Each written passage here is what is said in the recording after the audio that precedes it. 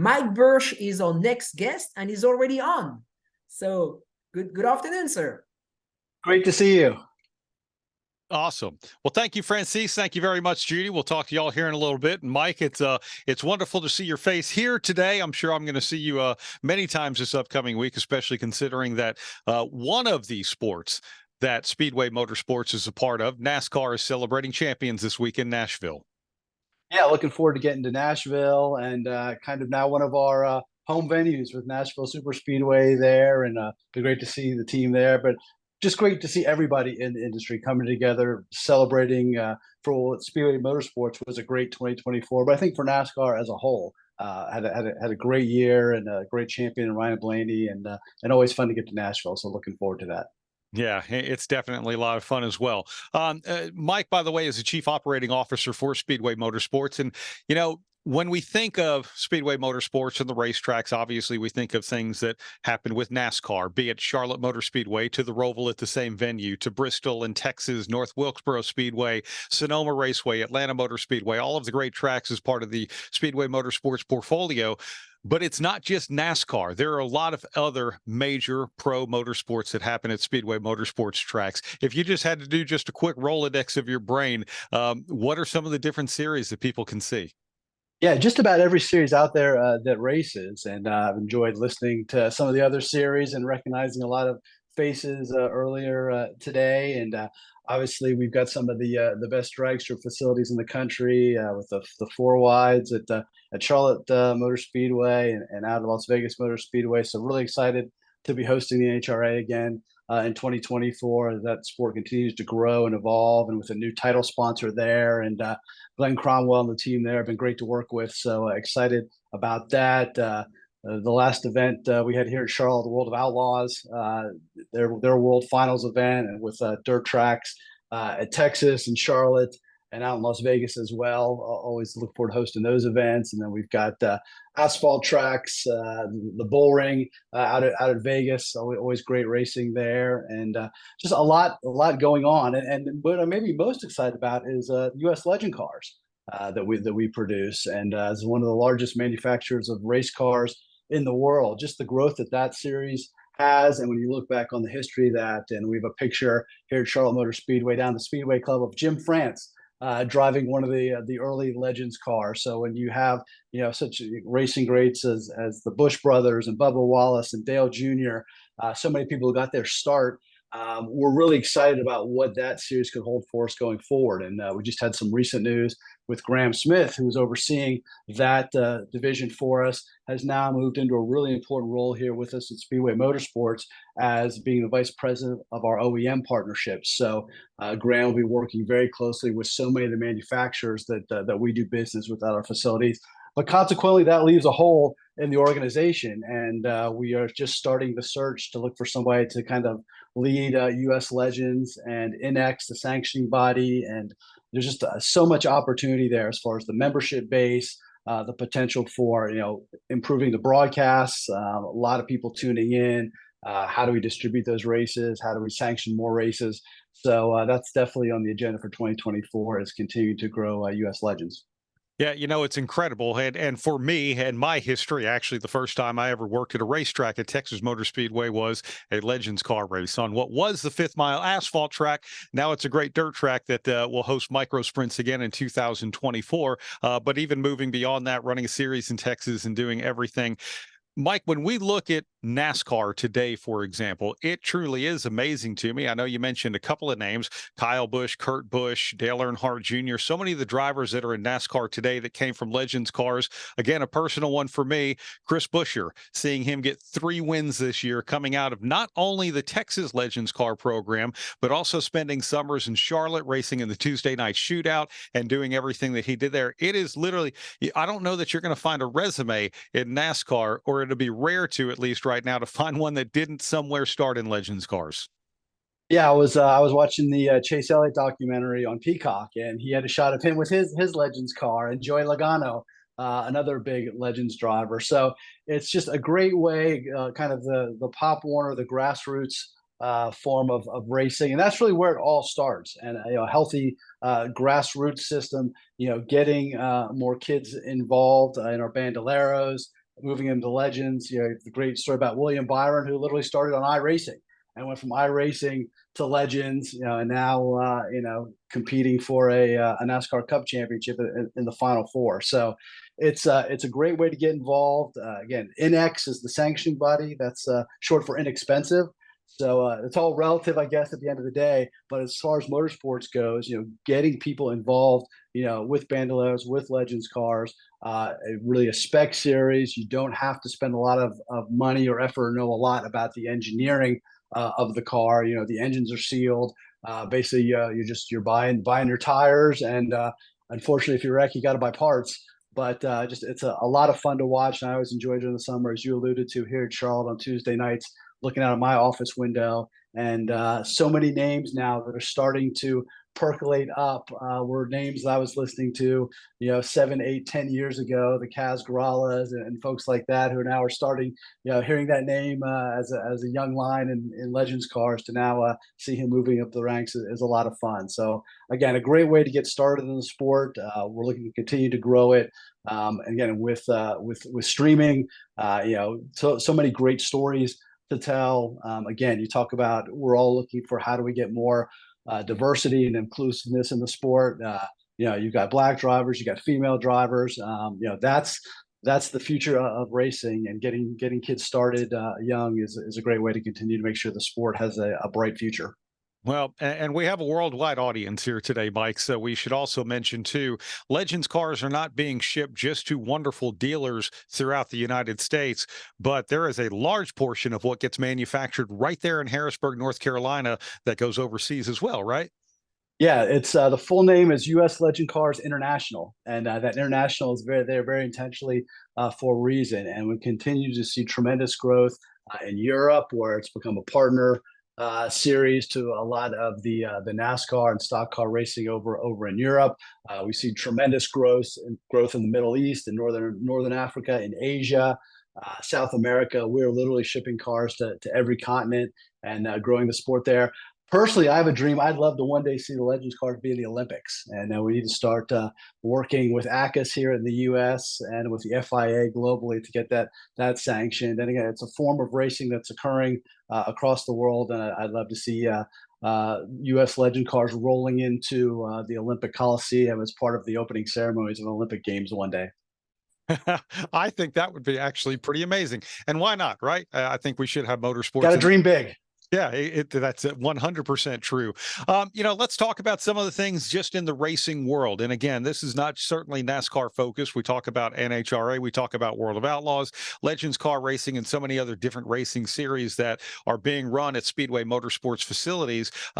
Where we are right now, we got to see some great races this year. Also talked about a lot of success stories. A sellout of the Coca-Cola 600, for example, is just one of the sellouts, by the way. But where the trend is moving, where's the pendulum swinging these days?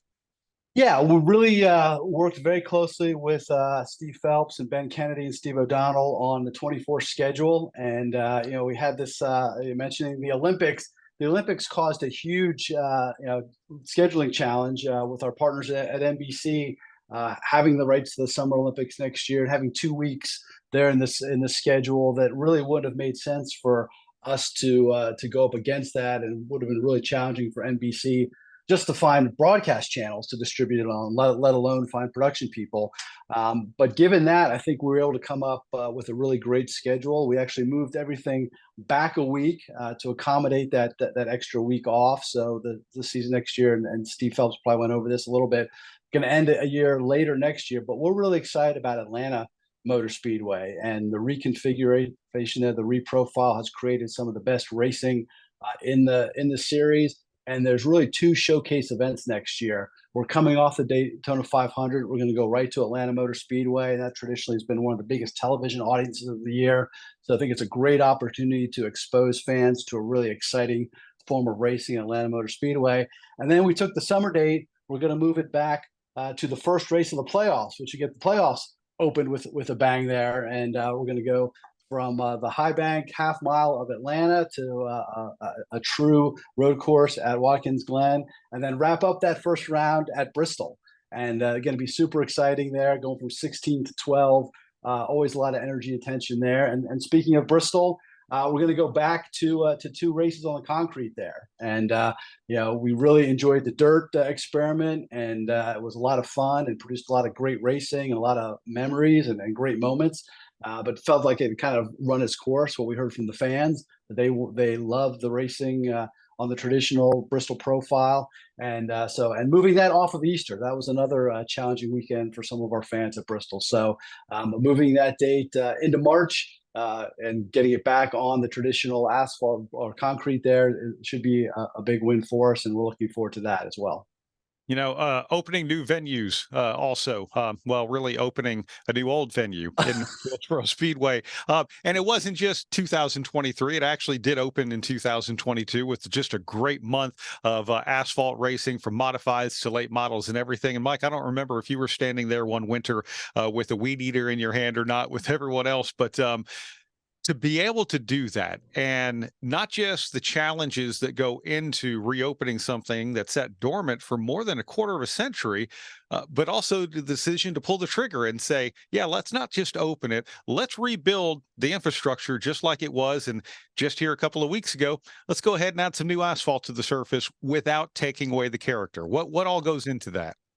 Yeah, and really, first of all, credit to Marcus Smith, and he was one of those folks who was out there. He and Dale Jr. Were the ones out there, kind of whacking the weeds, just so really we could preserve it digitally for the team at iRacing to be able to go in there and scan the racetrack. And should give iRacing a lot of the credit for what happened at Atlanta as well, because we were able to extensively test the profile there before we actually moved an inch of dirt or laid an inch of asphalt virtually, and that really helped us to work out a lot of the kinks and develop a great track there. And so we wanted to preserve this great track digitally. But then, as you said, we had some great racing there 2 years ago, and one night when Dale Jr. Brought the Sundrop car back out and we put 20,000 people there, we said, wait a minute, this place might still be viable for major racing events. And we had the opportunity celebrating the 75th anniversary of NASCAR last year. Wouldn't it be great, or this year, last season here in 2023? Doesn't seem like it's over already, but we had the chance to, hey, what a perfect way to kind of put a little bit of an extra special twist on that by having the All-Star race there at North Wilkesboro, and the energy and the excitement, and see so many smiles on people's faces, and a great, really 5 days of racing there, culminating with just a dominant performance by Kyle Larson. Credit to him to just, he's such a talent. Unfortunately, didn't produce some of the most exciting racing, but it was awesome to watch him put on that performance. And now we're going to, as you alluded to, we're going to repave and see what that does. And paving technology has come so far. And again, Steve Swift and our team at Speedway Motorsports, who redevelops these speedways.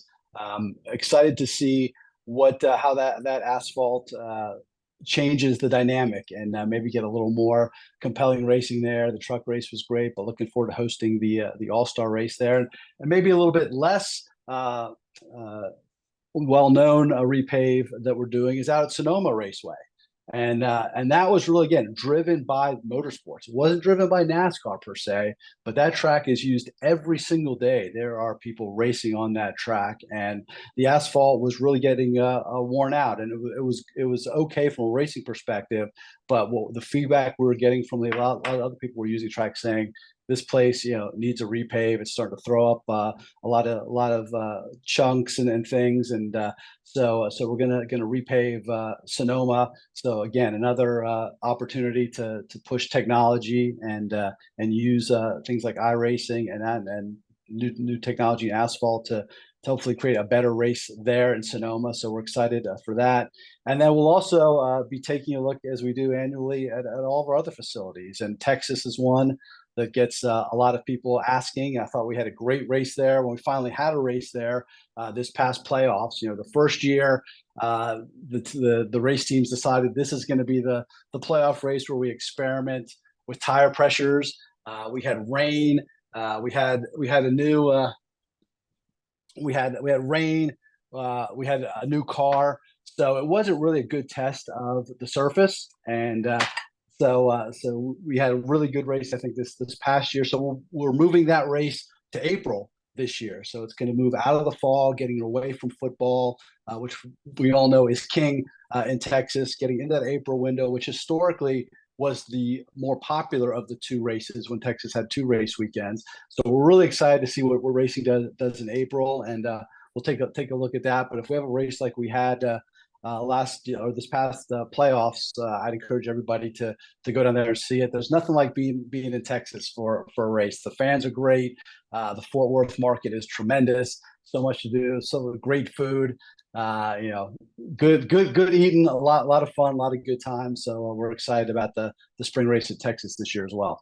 Yeah, and the other part of that, and I'm glad you mentioned it too, that is the traditional race weekend, literally the traditional race weekend, April 12th through the 14th. You go back to 1997 when Jeff Burton picked up his first career victory in the NASCAR Cup Series. It was that weekend that all of that happened, and now here we are moving into 2024, but even enhanced with the weekend, not only is it the triple header race weekend, but it was just announced that Kyle Larson's High Limit Sprint Car Series is going to run at the 4/10 mile dirt track as part of that weekend. The 5th mile dirt track is going to be used as part of that weekend, and so much more. So when it comes to planning an event weekend, there are races during an event weekend, but it is an event weekend, and adding all of that to it. Mike, when it comes to all of that and everything that you can offer the fans on a race weekend, what kind of conversations happen to say, hey, let's not make this really fun. Let's make this one of the coolest things someone's going to do all year?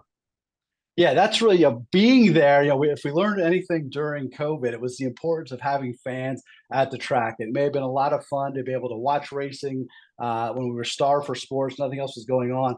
There's nothing like being at the track and the energy and the excitement that the fans bring. So and not only is it looking at, okay, how does the cup date play out, but then what other support races, where do the trucks fit in? Where does the Xfinity Series fit in? As you mentioned, triple headers, double headers, practice and qualifying. How do we balance that? And then if we've got some time left over, what other events can we bring? I think one thing you'll see next year is we're really going to get focused on the racing and the racing culture, and how do we get more drivers out into the fan zone to interact with the fans. We brought Trackside Live back and had Kenny Wallace at a lot of our races last year. Fans are there to engage in racing. So again, how do we bring in more legends? How do we get more people involved in the sport out in front of the fans? How do we get more race cars out in the midway? How do we get the fans better access to the cars when they're on pit road, around the garage? Racing is why people come to the racetrack. So we're always trying to figure out how do we get more racing and how do we get them closer to the racing, and for people who are really into it, how do we give them the best experience possible? So really looking at focusing on the racing and more racing, more different types of racing, and just more access to those involved in racing is something you're going to see from us going forward. I'm glad you brought up Trackside Live. And for someone who doesn't know, you go back to the days of Speed Channel. They used to do that every single week. And it was actually a series of weekend-long events. And Mike, what Speedway Motorsports has done is brought that back with original talent as well. You mentioned John Roberts and Kenny Wallace. I know Wendy Venturini has helped out on several weekends, and a lot of great people out there. But I almost want to transition that into another aspect of motorsports as well. And this is a big part of the fan experience, and that's the midway. Whether it is the souvenir trailers to displays and all of that. And sometimes I look at it and think to myself that, you get into COVID or you get into a recession, and I'm sure there are people who run marketing departments at companies and say, you know what, maybe that was a nice to have. So if we need to trim a little, we'll trim that.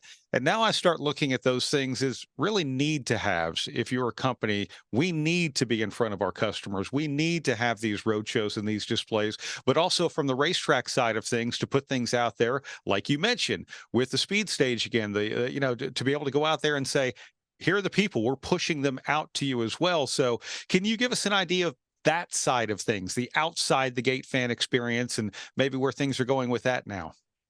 Yeah, we're definitely starting to see that come back, and I think smart marketers are starting to realize that not all engagements, not all touch points, and I think even the driver is starting to realize, like, not all engagements are the same, and interacting with your fan base on social media is not the same thing as looking them in the eye, of shaking their hand, of signing an autograph, of taking a selfie.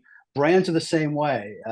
Going down to Texas Motor Speedway and going and getting a sample of Andy's frozen custard is a whole lot different experience than seeing a picture of Andy's frozen custard. So being able to actually interact, touch, feel, try, really experience what the brand has to offer, I think marketers are starting to realize there's real value in that. And not all these touches are equal in terms of the impact it can have on a fan base. So, we're seeing, again, the merchandise trailers, seeing more companies coming in and starting to sell merchandise, but really the brands are starting to realize, and even we as a sport are thinking about how do we get more of the sport into the Midway. So NASCAR, creating the NASCAR experience and bringing that to every event, that probably something we couldn't do individually as speedways, but when we come together as an industry, it starts to make sense to have a high quality way to introduce a fan to NASCAR and show them what's going on, and be a place where we can showcase a lot of these things and host a lot of these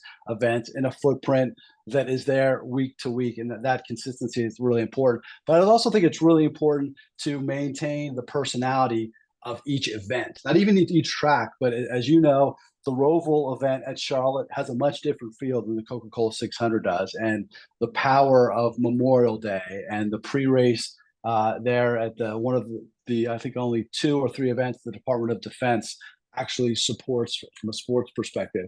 But having that kind of flavor and uniqueness, that pre-race at Sonoma should be much different than pre-race at Texas. The wine infused, maybe versus the steer infused, and the iconic events up in New Hampshire Motor Speedway, and the AC/DC tribute band that they have there, Dirty Deeds, on Saturday night, where fans bring out their red wagons and just hang out and sing along to songs that they love. Something that fans look forward to every single year. So you want to build those kind of tentpole events, and the fan base in Dover, and we've just been so impressed with their commitment to the Monster Mile, and how that Midway continues to grow, how the fans continue to come out and support the event. They put up with a lot of challenging weather, and that's one thing we really looked hard at is can we find a date to move it around. And the hard part about a race is it's a data point of one. It's one weekend a year. So again, if we were one day off at Dover for the last 2 years, we would have had racing on time. So we still encourage people to get there, especially if you're in the Northeast. The racing is great at Dover. The experience is fantastic. The fans are great. I'm a little biased. I grew up in the southeastern Pennsylvania area, so Dover's kind of the closest track to me as far as growing up. But the fans up there love racing, so it's really fun to see that. And I'd encourage folks, who have a home track,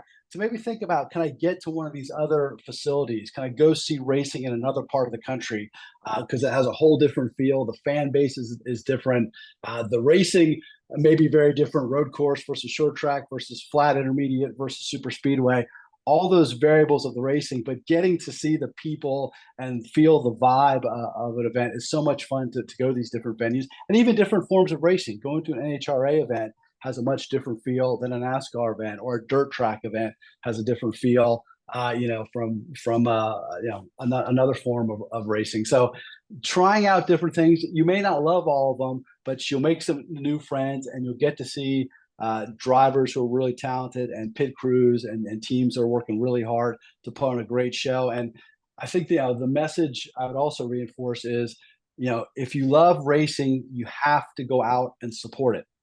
I think the biggest threat that we have is the value of land. It is unbelievable. We see that in the housing market, but land continues to be incredibly valuable. And you see so many of the smaller short tracks around the country, families and promoters who have worked so hard and realized that, well, can I continue to bleed and sweat and work incredible hours and squeak out a minimal profit, or can I take this and generate generational wealth by selling this land to be redeveloped for some other purpose? And that's the biggest threat that racing has, is racetracks going away. And the way we combat that is by getting out and supporting racetracks, going out and seeing races, and let people in the racing industry know we're fans. We're not just on social media. We're not just watching, but we're actually spending our time and our money to go to the track and support the sport that we love. And I think that's very well said. And with EPARTRADE really supporting the entire industry, from racetracks to sanctioning bodies to suppliers and vendors and all of that, Mike, with what Speedway Motorsports has year round, not just during the major event weekends, but year round, the things that people don't necessarily see on the public facing side, it supports all of that. And we really appreciate you coming on here today, and looking forward to a big 2024 season upcoming. Thanks, Brad. Appreciate all your work you do in promoting the sport, and appreciate that everybody's put this together and really enjoyed it. See y'all soon at the track. Thank you very much, Mike. Thank you very much. Registering on EPARTRADE is easy. To start, click on the Join for Free button on the homepage. First, search your company to see if it's already in our database. If you see your company on the list, click on it to select it. Then, choose Claim Company if you are one of the decision makers, an owner, marketing person, or main company contact. Or choose Join Company if you are an employee, and press Continue. If you couldn't find your company in our database, select Register a New Company. On the following page, fill out your name, email, phone number, job title, and choose a secure password.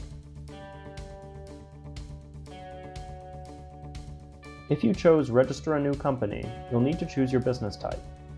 Select Supplier if you're looking to display products or services and connect with buyers. Choose Racing Business if you're looking to source new parts and connect with suppliers. Choose Race Team if you own or are a member of a professional race team. Then, enter your company name. Please provide a website, Facebook page, or LinkedIn if you have one, and choose to either claim or join the company. You can view and agree to our terms of use here. If you'd like to receive our weekly newsletter, choose Accept. Finally, click Register Now and your registration will be submitted for approval. An email will be sent to your inbox. Please confirm your email address and you will be approved shortly. Welcome to EPARTRADE.